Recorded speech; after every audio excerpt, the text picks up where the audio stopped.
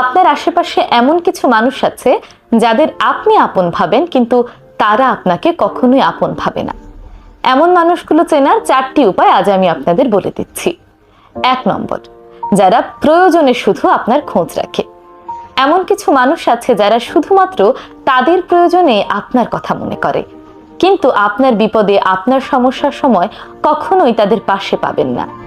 যখনই তারা কোনো বিপদে পড়বে, তখনই তারা আপনজন সেজে আপনার কাছে ছুটে আসবে, কিন্তু আপনার বিপদে আপদে তারা সুন্দর করে লুকিয়ে থাকবে, কিংবা আপনার খোঁজ খবর নেওয়ারও প্রয়োজন মনে করবে না। এই মানুষগুলো থেকে সাবধান থাকুন। এরা আপনজন হিসেবে আপনার কাছে থাকে ঠিকই, কিন্তু ভেতরে ভেতরে আসলে আপনাকে কখনোই আপন মনে করে না। 2 নম্বর, যারা আপনার সাফল্যে ঈর্ষান্বিত হয়। যেই মানুষগুলো আপনার সাফল্যে খুশি হতে পারে না, বরং ঈর্ষান্বিত হয়, তারা কখনোই আপনাকে আপন ভাবে না। কারণ যারা আপনাকে আপন ভাবে, তারা অবশ্যই আপনার সাফল্যে খুশি হবে, আপনার সফলতাকে তাদের সফলতা মনে করবে।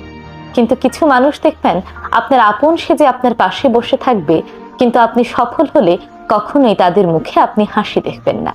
এই মানুষগুলো আপনার আপন মানুষ নয়, বরং এরাই আপনার গোপন প্রতিদ্বন্দ্বী। 3 নম্বর, যারা শুধুমাত্র আপনার কাছ থেকে সুবিধা নিতে চায়। কিছু কিছু মানুষ আপনার সাথে বন্ধুত্ব করবে শুধুমাত্র তাদের কোনো সুবিধার জন্য।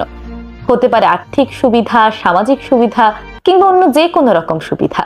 তারা যে কোনো উপায়ে আপনার কাছ থেকে শুধু আদায় করে নেবে, কিন্তু আপনাকে দেওয়ার বেলায় কখনোই তারা সামনে এগিয়ে আসবে না।